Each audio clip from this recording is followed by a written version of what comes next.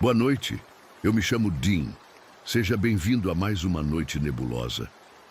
Hoje vou te contar alguns casos reais, compartilhados por pessoas que não imaginavam o terror que iriam vivenciar. Essas histórias vão nos mostrar que experiências assustadoras podem acontecer quando menos esperamos. Então apague a luz, fique confortável, pegue uma bebida da sua preferência e vamos para os relatos.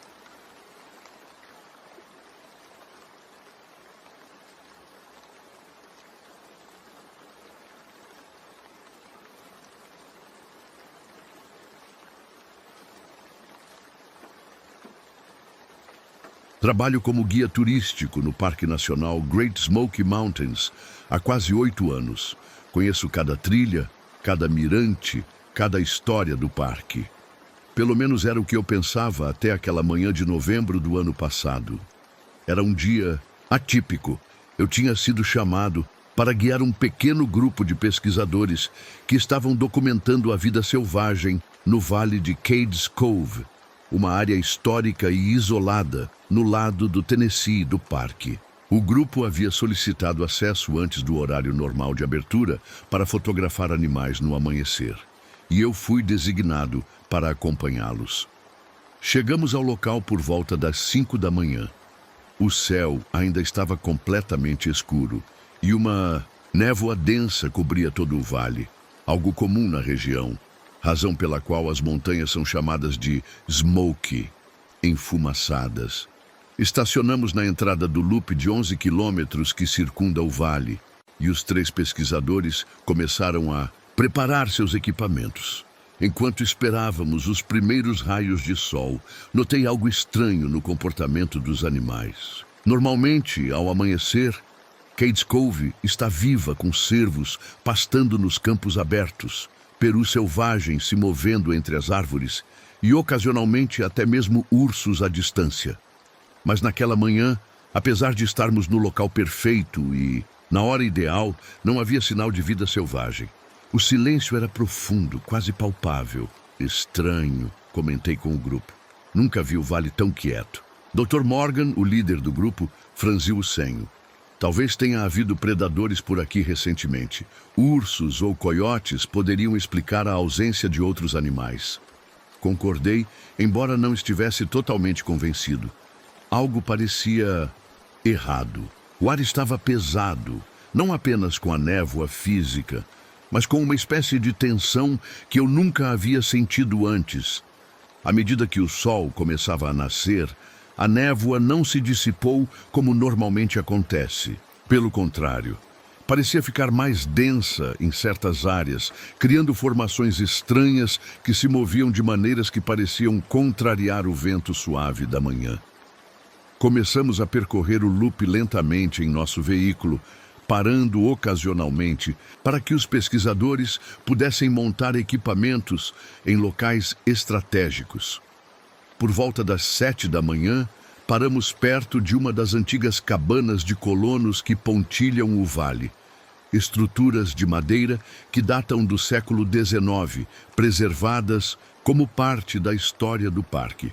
Os pesquisadores se espalharam, cada um seguindo em uma direção diferente, mas ainda visíveis através da névoa. Fiquei perto do veículo, observando o vale lentamente se revelar à medida que a luz aumentava.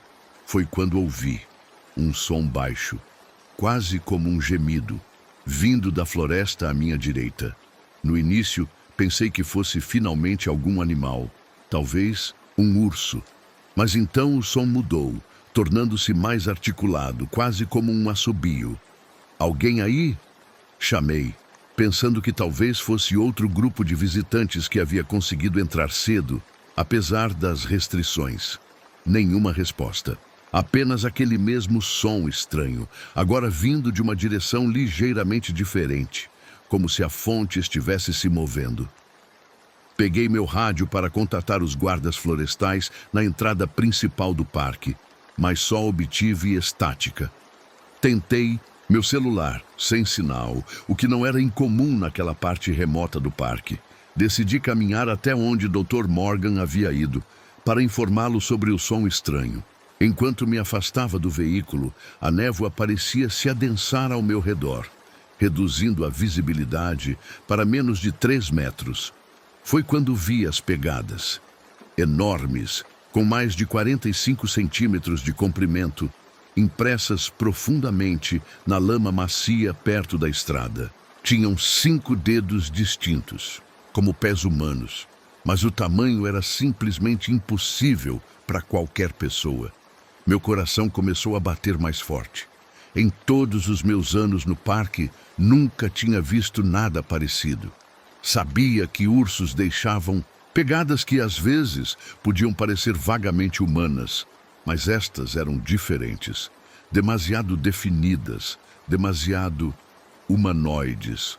Dr. Morgan, chamei, minha voz ecoando estranhamente na névoa densa.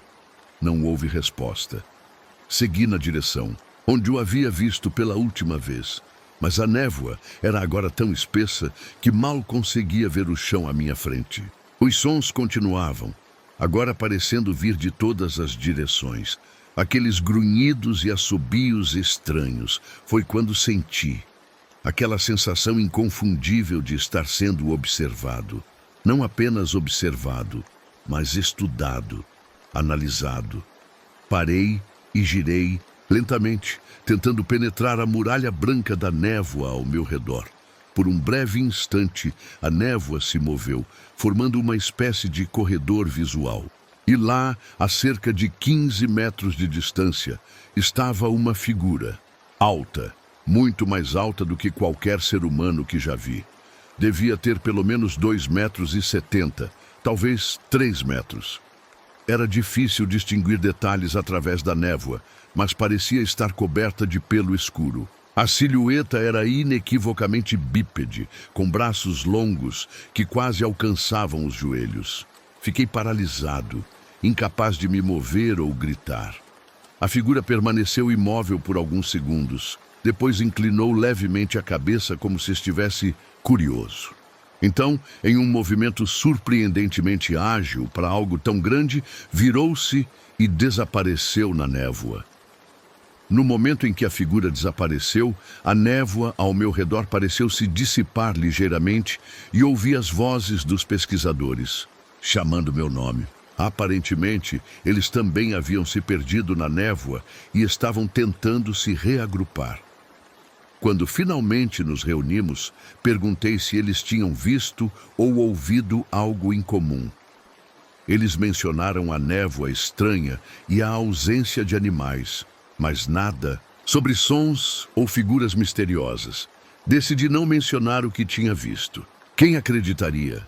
Um guia experiente, alegando ter avistado o pé grande em uma das áreas mais visitadas do Parque Nacional.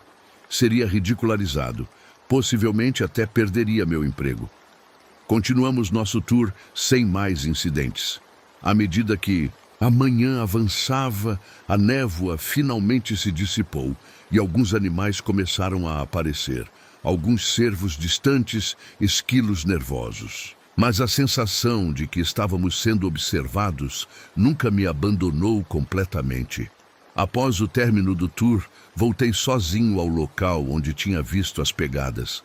Elas ainda estavam lá, mas já começavam a se desfazer devido à umidade da manhã. Tirei algumas fotos com o meu celular, embora soubesse que nunca as mostraria a ninguém. Nas semanas seguintes, pesquisei discretamente sobre avistamentos similares na região.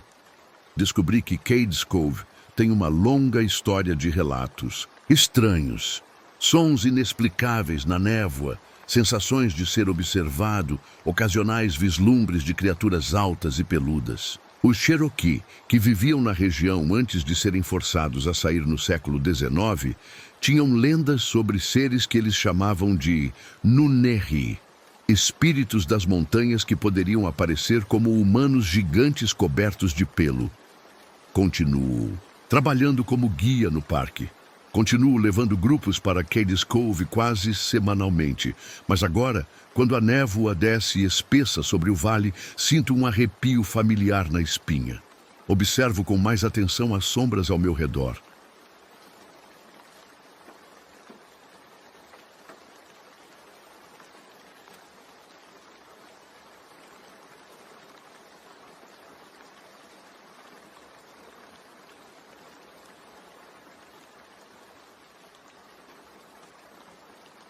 Eu sou guardião florestal no Parque Nacional Shenandoah, na Virgínia, uma das regiões mais antigas e misteriosas dos Montes Apalaches. Naquele outono de 2018, a temporada de caminhadas estava acabando e eu fazia minha última inspeção nas trilhas antes das primeiras nevadas. Estava sozinho, algo comum no meu trabalho, mas naquele dia específico, o silêncio parecia diferente, mais denso.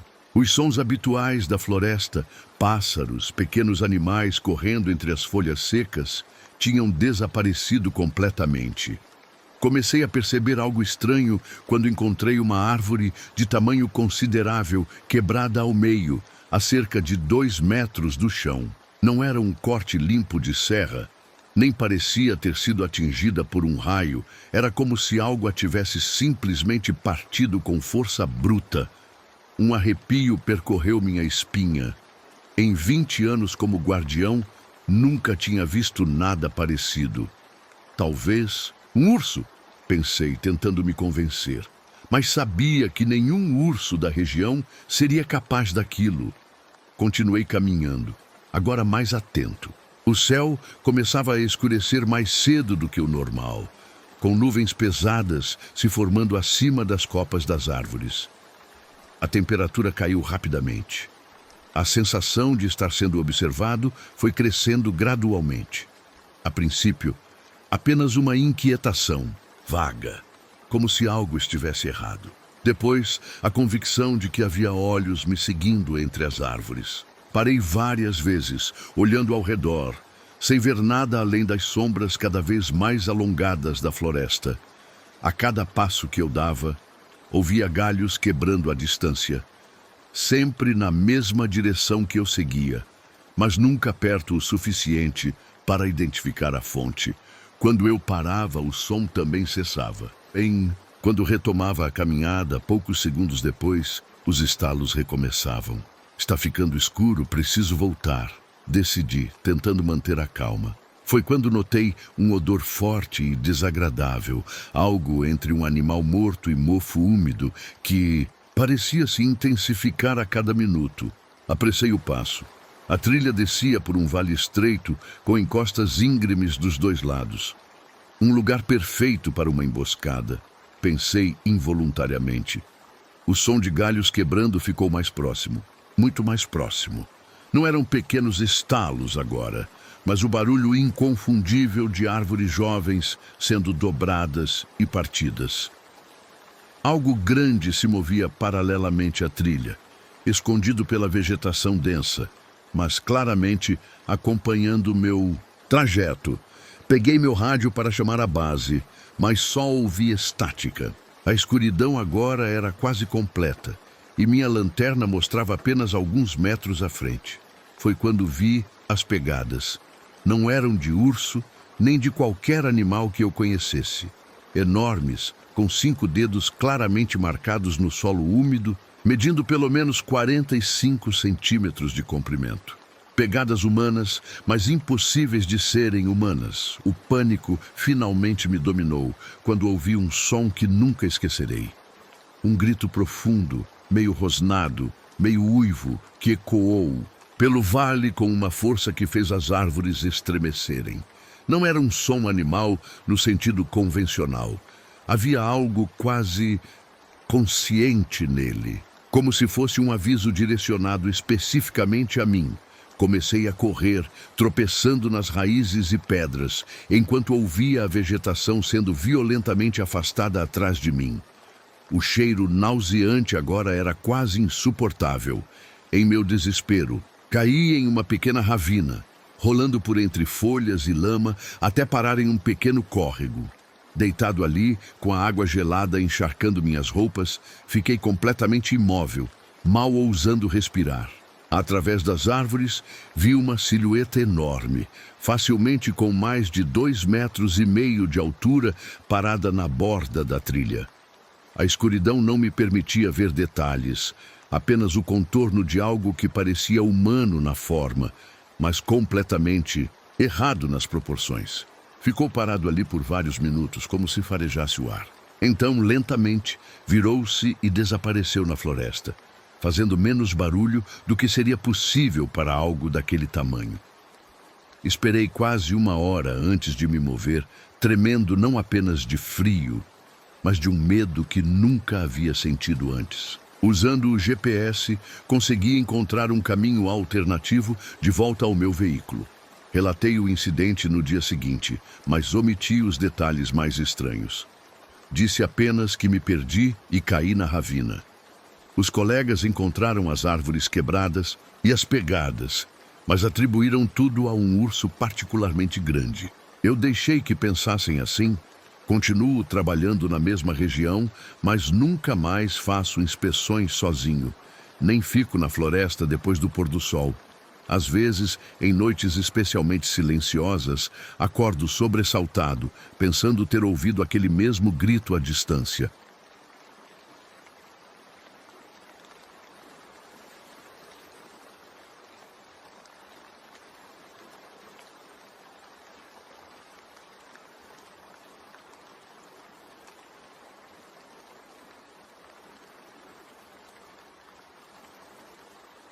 Herdei uma cabana isolada nas montanhas do Tennessee, perto do Parque Nacional Great Smoky Mountains. Meu avô a construiu nos anos 70 e passou seus últimos anos ali, sozinho após a morte da minha avó. Nunca foi muito próximo da família e raramente o visitávamos. Em março passado, decidi passar 2 semanas na cabana para organizar os pertences do meu avô e decidir se venderia ou manteria a propriedade. O lugar era mais remoto do que eu imaginava. A estrada de terra terminava quase 1 quilômetro antes, e o restante do caminho era uma trilha íngreme pela encosta da montanha, cercada por florestas densas de ambos os lados. A cabana em si era rústica, mas sólida. Sem eletricidade, apenas um gerador a gasolina que eu ligava algumas horas por dia. Sem sinal de celular, sem internet. Um isolamento completo, que inicialmente me pareceu reconfortante após meses estressantes na cidade. Nos primeiros dias, dediquei-me a limpar e organizar. Encontrei caixas de mantimentos enlatados, ferramentas antigas e muitos cadernos manuscritos do meu avô. Folheando-os à noite, à luz de um lampião, comecei a notar um padrão estranho. Os primeiros cadernos continham observações sobre a vida selvagem local, mas os mais recentes eram diferentes, preenchidos com anotações obsessivas sobre sons noturnos, visitantes e desenhos toscos de pegadas enormes que ele aparentemente media e registrava. Na terceira noite, comecei a entender o que tanto perturbava meu avô. Por volta da meia-noite, acordei com o som de algo pesado caminhando ao redor da cabana. Passos lentos, deliberados, que faziam o assoalho de madeira da varanda ranger sob um peso significativo. Pensei em ursos, claro, mas os passos tinham um ritmo humano. Fiquei deitado, perfeitamente imóvel, ouvindo enquanto o que quer que fosse circundava completamente a cabana, como se procurasse uma entrada. Ocasionalmente parava em frente às janelas, e embora as cortinas estivessem fechadas, eu podia sentir que estava sendo observado. O mais perturbador era que os passos paravam exatamente diante de onde eu estava deitado, como se soubesse minha localização exata dentro da cabana. Pela manhã, encontrei pegadas enormes na lama ao redor da cabana, assim como nos desenhos do meu avô. 5 dedos, forma humanoide, mas com cerca de 50 centímetros de comprimento. Tirei fotos, mas me convenci de que deveria haver uma explicação racional. Na quinta noite, a visita foi mais longa. Além dos passos, ouvi algo raspando nas paredes externas, algo tentando as janelas, testando a resistência da porta. Pela primeira vez, ouvi também uma respiração pesada, profunda, que não se assemelhava a nada que eu conhecesse. Peguei a espingarda antiga do meu avô, que encontrei carregada sob a cama, e fiquei sentado a noite toda, de costas para a parede, observando a porta. Com as primeiras luzes da manhã, Reuni coragem para sair. Além das pegadas, agora havia marcas de arranhões nas paredes de madeira, algumas a mais de 2 metros de altura. O mais alarmante, porém, eram os sinais de que alguém havia vasculhado o meu jipe estacionado no início da trilha. Portas abertas, conteúdo espalhado, como se algo estivesse procurando por comida, mas com um propósito quase metódico. A sexta noite foi a pior. A coisa voltou mais cedo, ainda durante o crepúsculo. De uma das janelas, vi uma movimentação entre as árvores.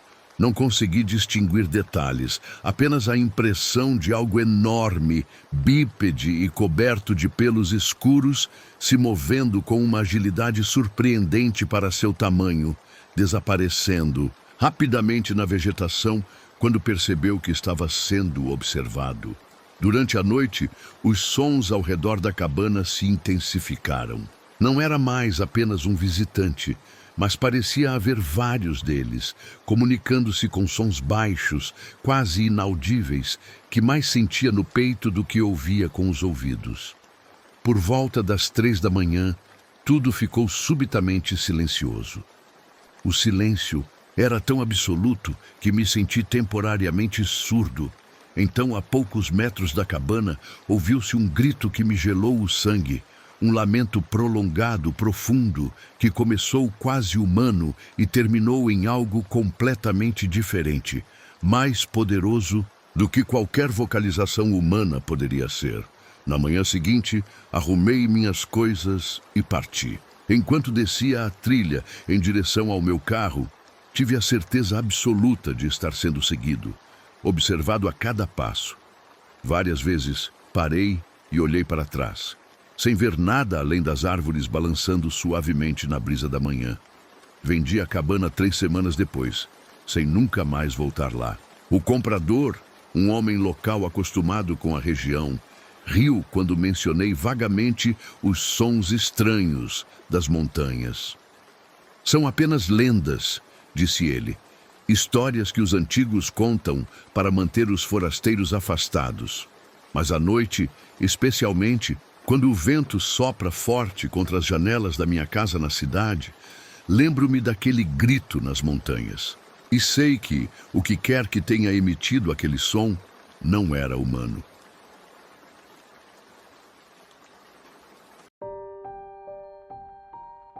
Então, o que você achou dessas histórias? Já viveu algo parecido?